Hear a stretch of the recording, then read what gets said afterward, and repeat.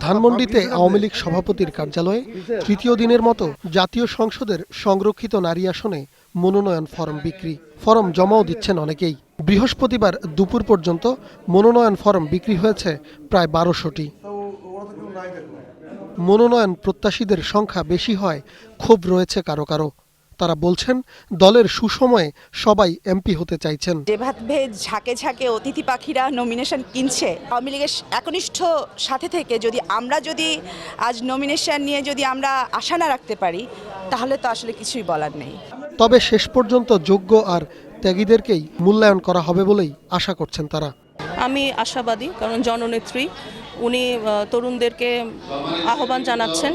এই ৩৫ বছরের সক্রিয় রাজনীতি আমি জননেত্রী শেখ হাসিনার পাশে থেকে তাকে সহায়তা করেছি।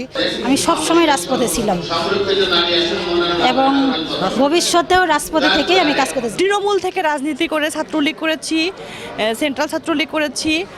এখন আমি বাংলাদেশ আওয়ামী লীগের কর্মী, আমি বাংলাদেশ আওয়ামী লীগের উপকমিটিতে আছি। দল থেকে চূড়ান্ত মনোনয়ন দেয়া হলে নারী ও যুব সমাজের উন্নয়নে কাজ করার প্রতিশ্রুতি দিচ্ছেন মনোনয়ন প্রত্যাশীরা।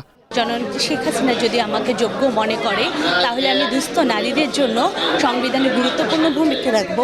বাল্যবিবাহ আমাদের এলাকায় খুবই প্রচলিত। বাল্যবিবাহ 14 বছর বয়সে মেয়েদের বিয়ে দিয়ে দেয়।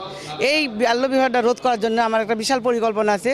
তফসিল ঘোষণার আগ পর্যন্ত মনোনয়ন ফরম বিক্রি ও জমাদান কার্যক্রম চলবে। 50টি সংরক্ষিত আসনের মধ্যে 43 জন নারী সংসদ সদস্য মনোনীত করতে পারবে আওয়ামী লীগ। ইবনে নূর শাওন, 21 টেলিভিশন, ঢাকা।